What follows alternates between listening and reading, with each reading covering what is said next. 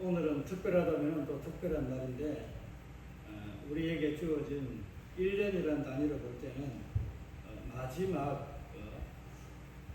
절반이 지나가는 마지막 한 주간입니다. 6개월이 끝나가는 마지막 주간입니다.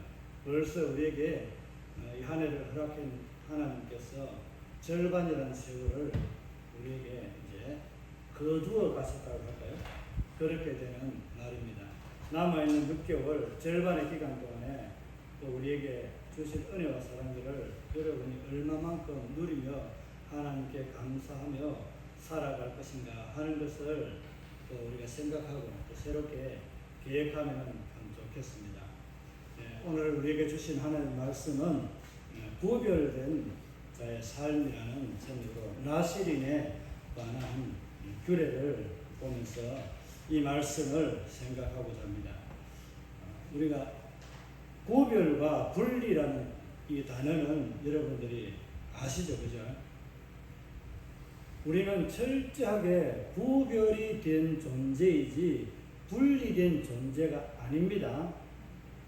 구별과 분리를 혼돈해 하면 안 되는데 다 알고 계시지만은 그래도 다시 한번 말씀을 드리자면은 구별이라는 것은 섞여 있는 가운데서 특별한 어떤 모양을 띠고 있다든지 이렇게 해서 표가 나도록 쉽게 보면 그 무리들 가운데서 표가 나도록 점을 찍어 놨다든지 이런 형태의 모습이라면은 분리라는 것은 아예 그 무리에서 따로 떨어지게 그냥 완전히 이 무리 완전히 분리시키는 것을 의미합니다.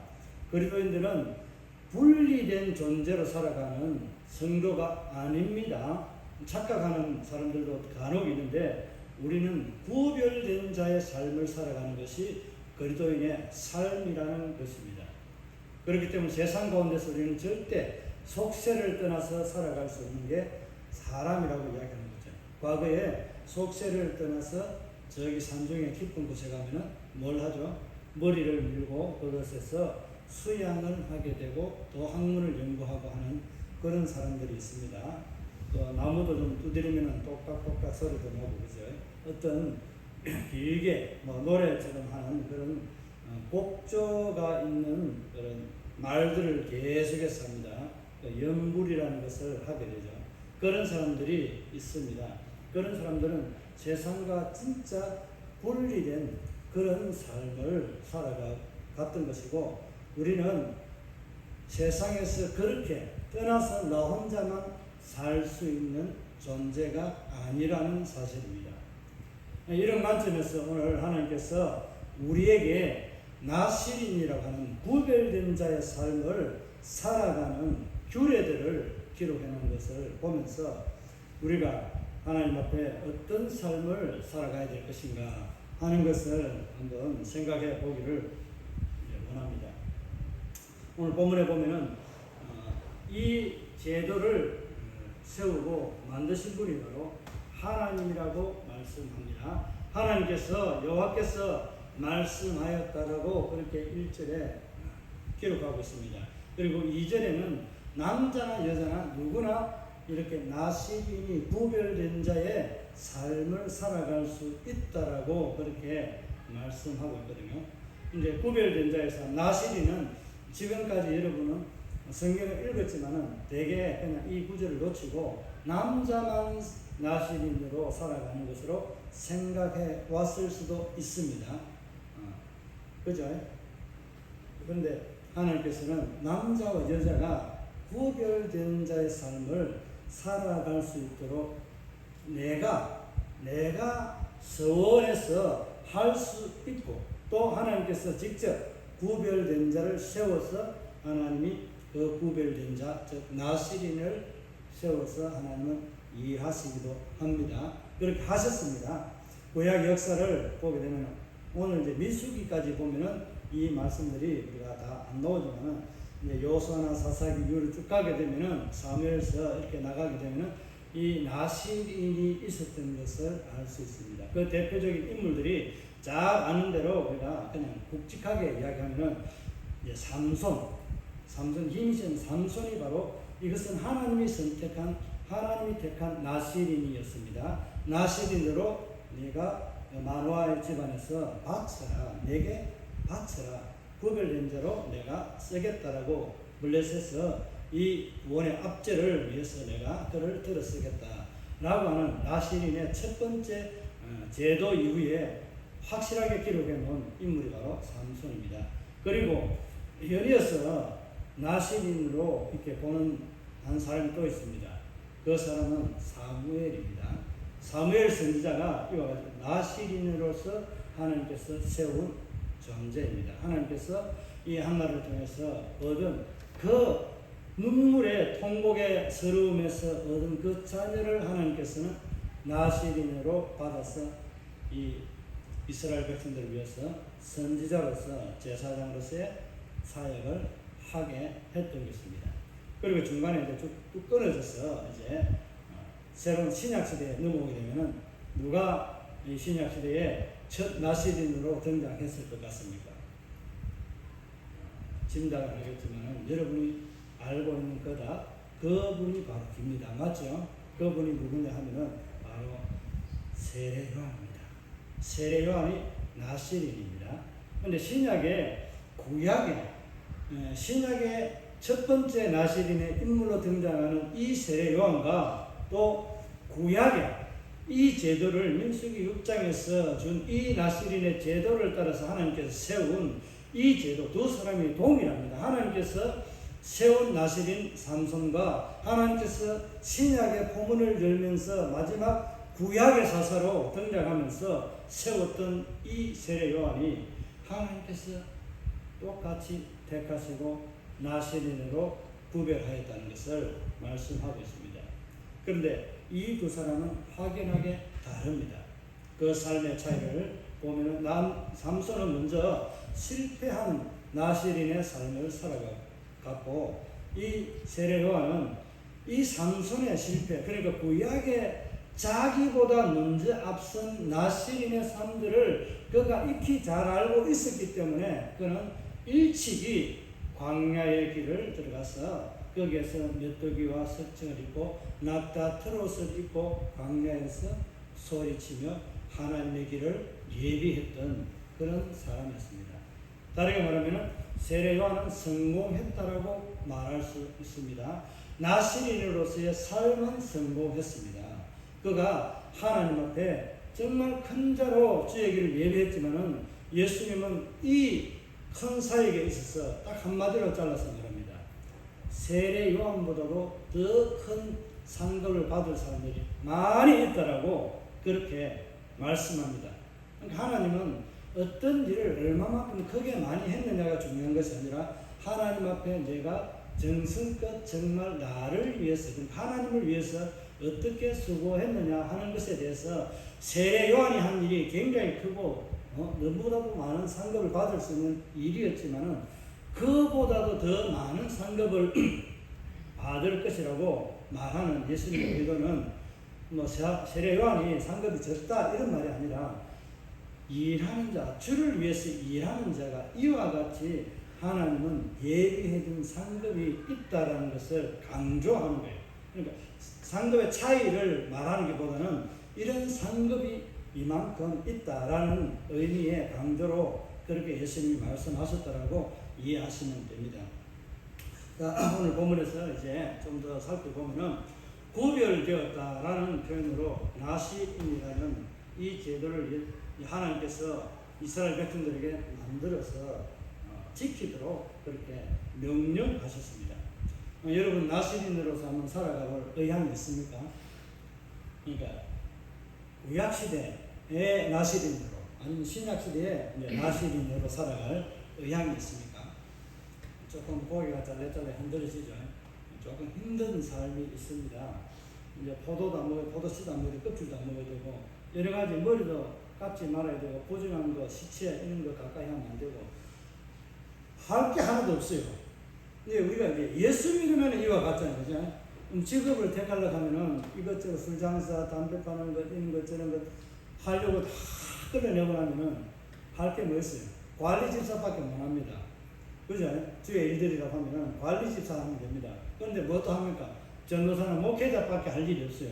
그러면 성도는 누가 세상에서 이게 구별된 삶을 살아가야 됩니까? 교회 내면 다 들어와 버리는데 이거는 구별이 아니라 분리된 삶이라는 거죠.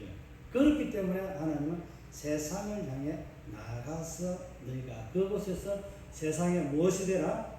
빛이 되고 또 뭐하더라고? 소금이 되라고 그렇게 예수님이 빛과 소금의 삶을 살아가라고 하신 거예요. 성경에 있는 이 기록된 말씀이 모순되는 것이 아니라 어떤 면에서는 모순되는 것처럼 보이는 것이 있지만 그 가운데 어떻게 살아야 될 것인가 하는 것을 명확하게 하나님께서는 이 말씀들을 가지고 우리에게 길을 그냥 제시해 준 거예요. 그렇기 때문에 어려운 것이 아무것도 없습니다. 그죠? 우리가 전도하는 것도 굉장히 쉽다고 그렇게 했는데 전도하는 건 이제 쉽다고 여겨집니까? 전도하는 거 쉽습니다. 그죠? 전도하는 쉬운데 좀 이제 피곤한 것 같아서 여러분 잘 아시는 건데 옛날에 한번 제가 또 말씀드린 것 같은데 코끼리를 전도하는 방법을 이제 목사님이 이 코끼리를 이제 데리고 왔는데 이제 이 전도하는 방법이 아니라 코끼리를 냉장고 안에다가 시원하게 넣어야 되는데 목사님 아무 생각에 넣을 방법이 없는 거예요. 그러니까 전도사에게 불러가지고 야, 이 전도사님 이리 와보세요. 이 코끼리 냉장고 안에 넣어보세요. 전도사님 이 볼때는 굉장히 쉬운데 이 목사님 쩔쩔 매는 것 같아 말하지 않고 예 알겠습니다. 제가 하겠습니다. 뭐 어떻게 하면 되냐 이러니까 예 답은 간단합니다. 냉장고 일단은 문을 열고 코끼리를 안에 집어넣고 문을 닫으면 냉장고 안에 코끼리가 들어가 있습니다. 라고 참 쉽죠. 그죠?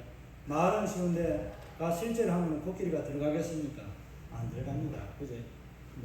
큰 냉장고를 만들면 들어가겠지만 그렇게 이제 목사님들이 어려운 것을 이제 다른 사람들에게 시킨다. 어려운 것들을 전도사에게 시킨다. 전도는 전도사에게, 코끼리 전도는 전도사가 한다. 이런 의미로 약간 좀 이제 목회자가 하지 못하는 것을 다른 사람에게 미룬다는 의미로 이것을 합니다. 그런데 우리에게는 좀 우스갯소리로 그렇게 유머처럼 들리는 그런 것이 있지만 우리는 웃는 좀 상황이 엉뚱한 것에 삘이 꽂혀가지고 그것만 생각하지 실질적으로 내가 해야 될 일을 다른 사람에게 미루어서 그냥 내가 하지 않고 다른 사람에게 미룬다는 생각을 잘 하지 않습니다.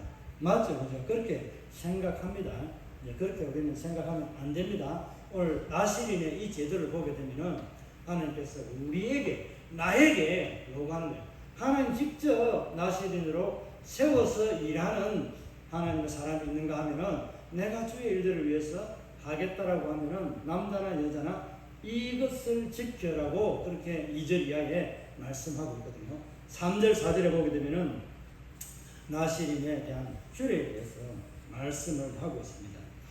이 말씀을 보면은 이제 먹지 말라는 것, 하지 말라는 것 좀 있습니다.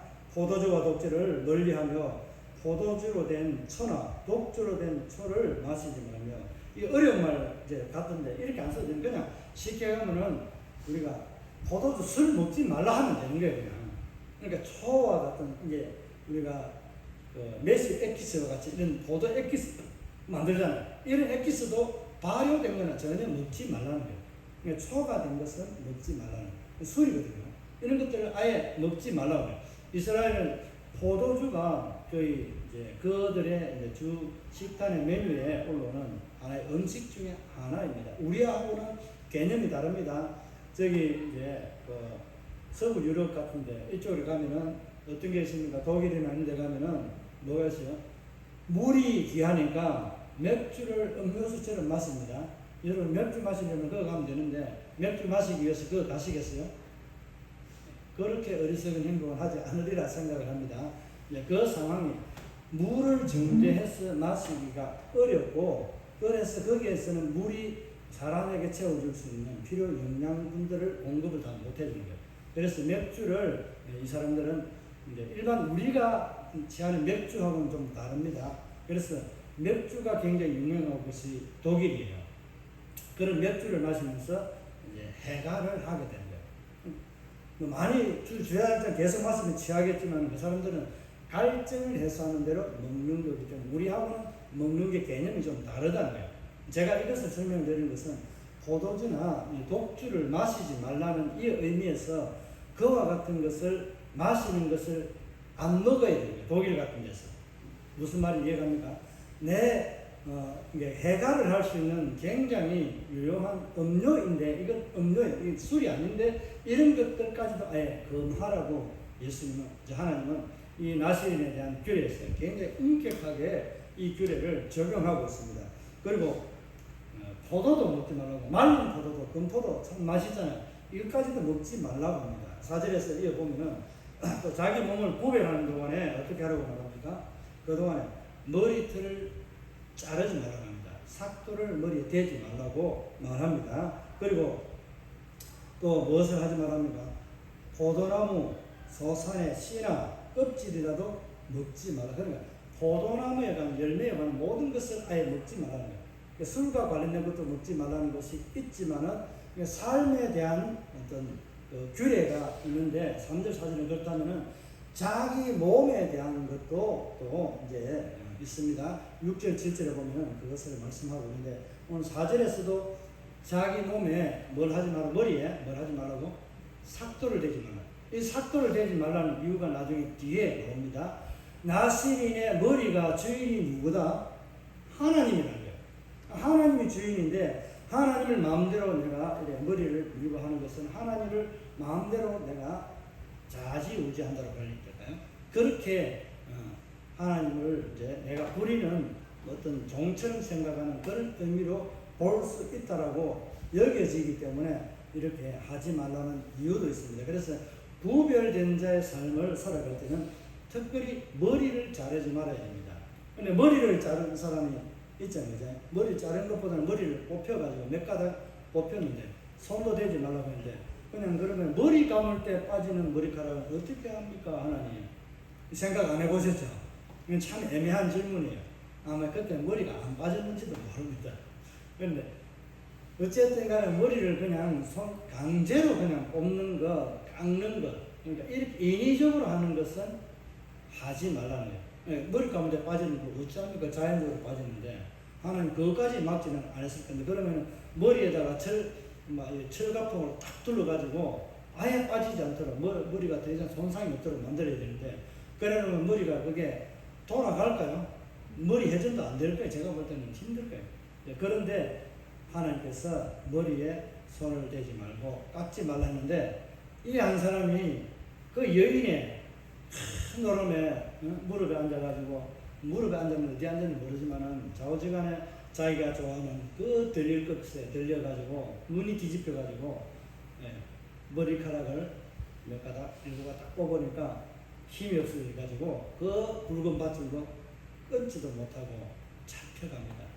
그래가지고 어떻게 됩니까? 나시린으로서의 규례가 딱 이제 부정하게 되니까 나시린으로서 하나님께서 주신 모든 권능과 이런 것들이 다 사라지게 된 거예요. 이 삼손이 그 교훈이 된 거죠. 그렇게 되어서 어떻게까지 됩니까? 눈까지 두 눈이 뽑혀서 그렇게 처참하게 이 블레셋 사람들 앞에서 조롱거리가 되어가지고 살아갑니다. 그러니까 포도즙들, 포도 타작하는 것, 또 밀 타작하는 것, 이런 것. 그러니까 방아 기계를 돌리는 거예요. 그리고 사람들이 돌리기가 쉽지 않습니다. 소나 말이나 낙이나 이런 것을 가지고 돌리는 이 방아털에다가 대놓고 삼손이 힘이 있으니까 돌리는 거예요. 그때는 힘이 있었지만 지금은 힘이 많이 빠져가지고 기본적으로 쓸 수 있는 힘밖에 되지 않음에도 불구하고 그 일을 시키는 거예요. 그러니까 이 블레셋을 조롱하고 괴롭혔던 그 원수를 그들이 갚게 되는 거예요. 그러니까 나시린으로서의 삶을 제대로 살아가지 못하고 어기게 되면 어떻게 될까요? 블레셋 그 할례 받지 못한 자들에게 조롱거리가 되고 하나님의 영광이 땅에 떨어지는 그런 결과를 초래했던 모습을 삼손을 통해서 보았듯이 저와 여러분이 나시린의 삶, 그러니까 예수 그리스도인의 삶을 살아가지 못할 때에 불신자들에게는 좋은 먹잇감이 되는 거예요. 좋은 먹잇감이 뭔지 아시겠죠? 그죠? 말씀 안 드려도 그들이 예수 믿는 사람 하나님의 영광을 조롱하고 하나님이 없다 대적하는 그 일에 더 오히려 악하게 만드는 요인이 되는 것이 저와 여러분의 삶의 행동에서 나타나는 거예요. 그래서 그리스도인들의 삶은 어떻게 해야 된다? 그리스도인답게 어떻게? 예수님처럼 살아가야 돼요. 제가 그래서 강조하는 이유가 뭔지 이해가 가시는 것 같아요. 예수님하고 똑같이 살아갈 수 없지만 예수님처럼 살아야 되고 그리스도인답게 살아가야 되는 거예요. 그리스도인답게 살아가지 못하는 것이 오늘 바로 구별된 자의 삶을 제대로 살아가지 못했던 삼손의 모습을 보면은 저와 여러분이 어떤 모습으로 전락하게 되는가 하는 것을 알 수 있는 교훈이 됩니다. 여러분의 거울이 되기를 바랍니다. 머리카락을 뽑으면 안 됩니다. 이제 머리카락 이야기하니까 또 한 가지 생각이 나는 게 있는데, 지금 뭐 우리 다트라고 하는 이 다트가 맞죠? 문신하는 거 절대 하면 안 되거든요.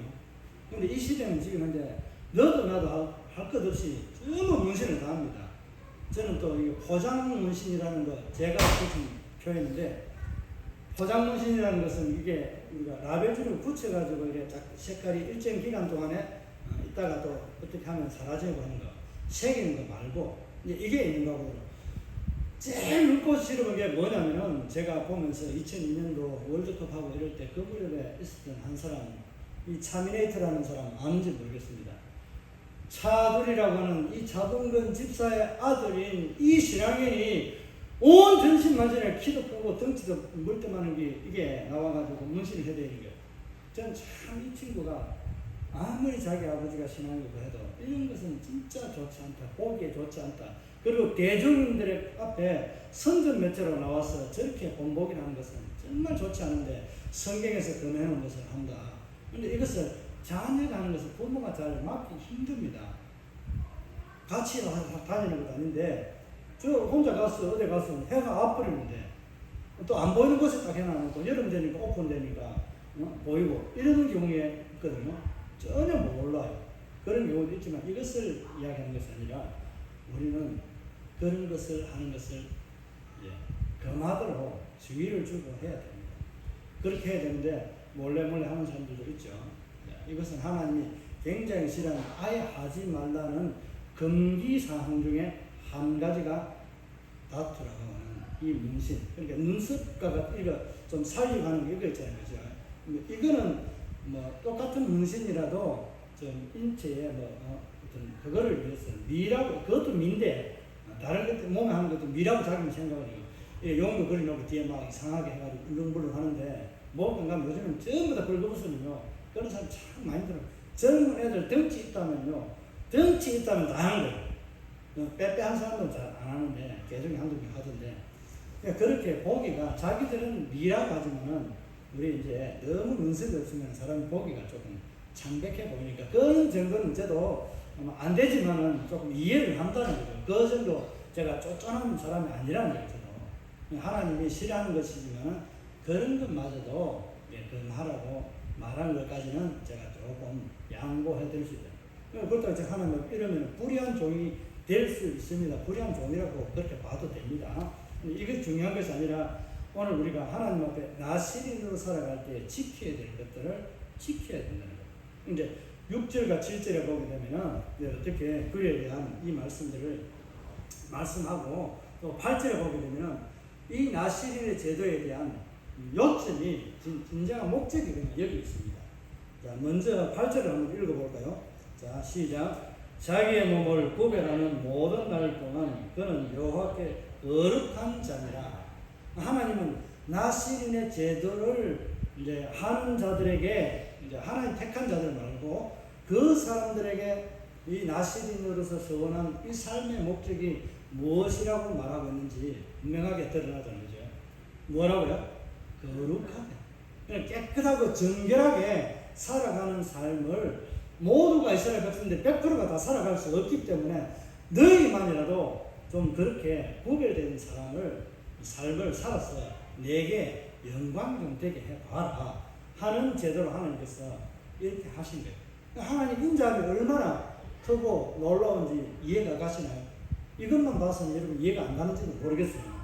이스라엘 백성들이 전체가 다 나시린의 삶을 살아가야 되지만은 특별히 하나님께서는 선택한 이스라엘 백성이 모두가 나실이에요. 그럼에도 불구하고 하나님은 특별한 제도, 규례를 통해서 이 나실인을 하나님이 세우기도 하고 서원해서 내가 하나님 앞에 이런 삶을 살아가는 자가 되겠습니다. 거룩한 자가 되어서 하나님의 영광을, 하나님의 빛을 좀 더 빛나게 드러내는 삶을 살아가겠습니다. 라고 하는 세상과 구별된 삶을 살아가려고 하는 사람들에게 주어지는 은혜. 이것을 보면서 이제 6절, 7절을 보게 되면은 반드시 지켜야 될 그런 의무사항이 있습니다. 앞에 3절, 4절에서도 의무사항으로 지켜야 될 규례이지만은 또 특별히 이제 이것은 몸에 행하는 것, 그건 자기 육신의 삶들, 이제 환경적인 게 앞에 있었다면, 이제 음식과 같은 환경적인 게 있었다면, 이거는 자기 몸에 직접 내가 어떻게 해야 되는가 하는 것을 말할 때 6절, 7절에 있거든요. 자기 몸을 구별하여 여호와께 드리는 모든 날 동안 시체를 가까이 하지 말아요. 시체, 죽은 것은 부정하다라고 이야기하지 않습니까? 부정한 것은 하면 안 되는 거예요. 부정한 것에 접촉해서도 안 되고, 그렇게 하면은 나시린으로서의 자격이 상실된다라고 말씀하고 있습니다. 그리고 얼마만까지 간결합니까? 부정에 대해서 말할 때 그 부모가 형제가 죽었을 때도 시체를 가까이 하면 안 됩니다. 그러다 갑자기 이제 우리가 있다가 내 옆에 사람이 죽었을 때에도 이 사람으로 해서 내가 직접 관여하지 않고 옆에 있었던 존재로 그 위험만으로도 부정한 것이 내가 스스로 된 것이 아니라 뭐 인위적인 것도 아니지만 자연 발생적인 것이지만 이것마저도 하나님은 거룩함이, 깨끗함이, 정결함이 사라지게 되는 요인이 된다는 거예요. 그래서 반드시 지켜야 될 것은 시체를 가까이 하면 안 됩니다. 또 시체를 가까이 하면 안 되는데 사람도 마찬가지인데 짐승이나 그 어떤 시체도 만지지 말라 했는데 만지고 장난친 사람 한 사람 있잖아요. 그죠? 그럼 누군지 잘 알죠? 삼손입니다. 낙이 특별히 가지고 사람들을 얼마나 잡아줍니까? 그렇게 나시린으로서의 삶을 살았던 이 삼손은 철저하게 그의 삶이 하나님 앞에 반드시 지켜야 될 그것마저도 어긴 사람이었습니다. 그럼에도 불구하고 하나님은 그 나시린으로서의 삼손의 삶을 인정해주고 있다는 사실이에요. 이게 중요하거든요.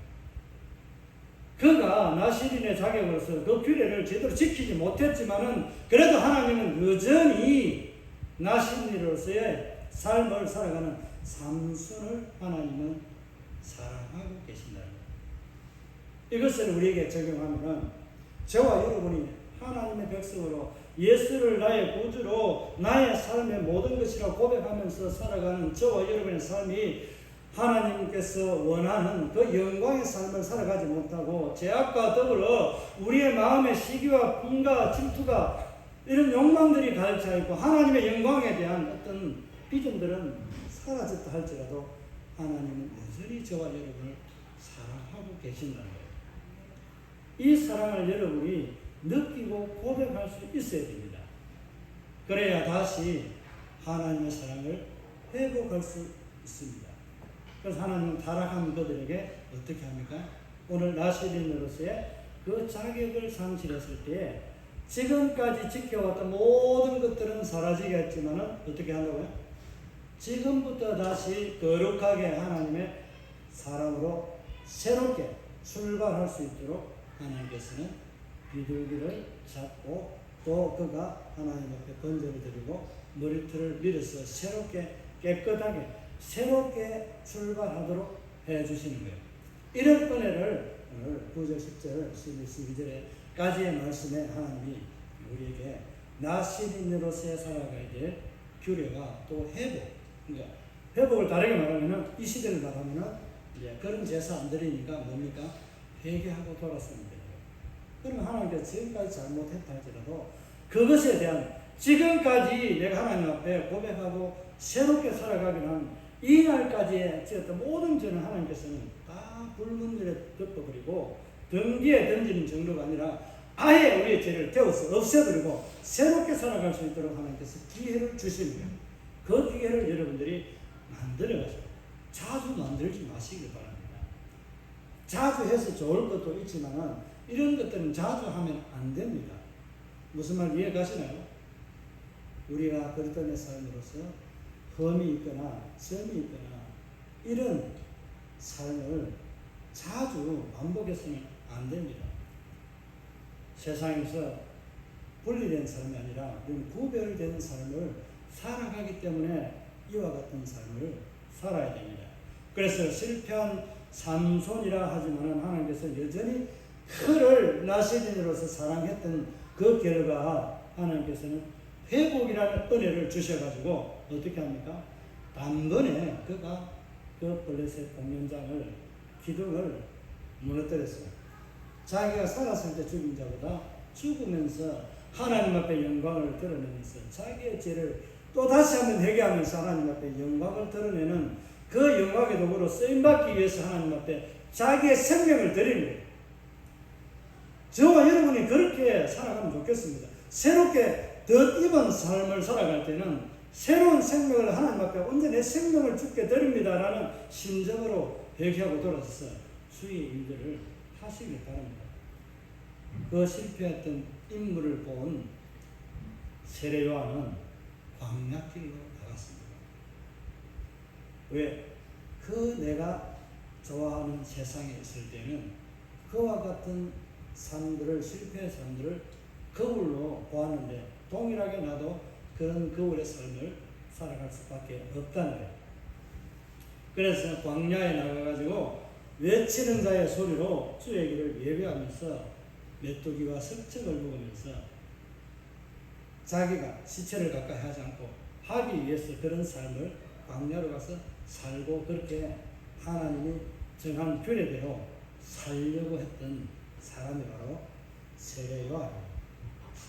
이 세례 요한이 그런 삶을 살았기 때문에 나시린으로서의 삶을 살았던 신약과 구약시대의 마지막 인물이 바로 이 세례 요한입니다.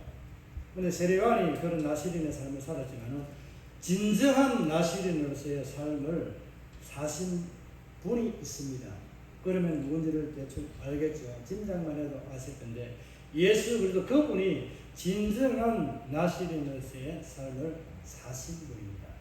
그분이 우리에게 이런 나시린의 삶을 살아가는 본이 되도록 우리에게 나시린의 삶을 어떻게 살아야 될 것인가 하는 것을 보여주었습니다. 이 설명을 다 드려야 되겠습니까? 안 드려도 예수님이 왜 하나님의 선택한 백성으로서 하나님의 아들로서 또 하나님으로서의 그의 삶을 살았던 것을 우리가 알고 있기 때문에 예수님이 진정한 나시린의 성공한 그런 그 나시린의 표본이 된다는 것을 알 수 있지 않습니까? 저와 여러분이 이와 같이 신약시대에는 나시린의 삶이 다른 것이 아니라 구별된 자, 이 말을 다르게 하면은 나시린이에요. 이 나시린은 우리가 하나님의 믿는 자 되었다. 하나님의 백성이 되었다. 하나님의 백성, 이스라엘 백성이 모두가 나시린의 삶을 살아야 되는 구별된 하나님의 백성이었습니다. 세상에서 하나님의 나라로 구별하여서 세상 가운데서 살아가도록 해두었지만 그들은 구별된 삶을 살지도 못하고 오히려 융화되고 동화된 삶을 살면서 하나님의 영광을 나타내지 못했던 사람들입니다. 결국 우리의 모습은 신약 시대를 할지라도 어떤 모습으로 흘러갈 수 있겠습니까?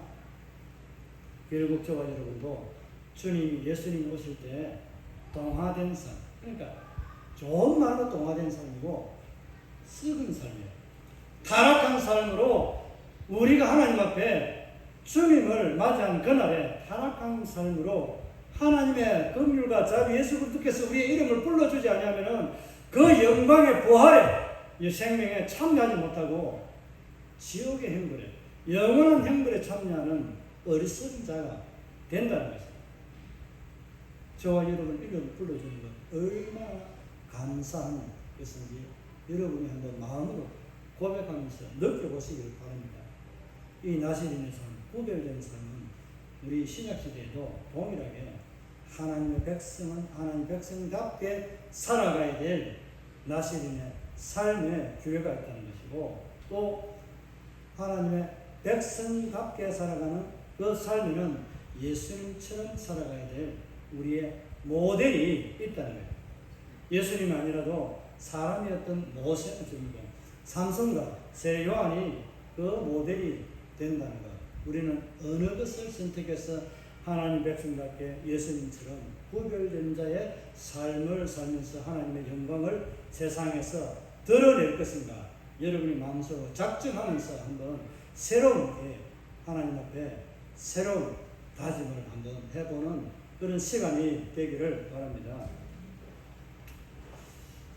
오늘 우리가 하나님 앞에 우리 자신을 생각하고 결단하는 삶을 기도로 한번 나아가겠습니다. 끄세요.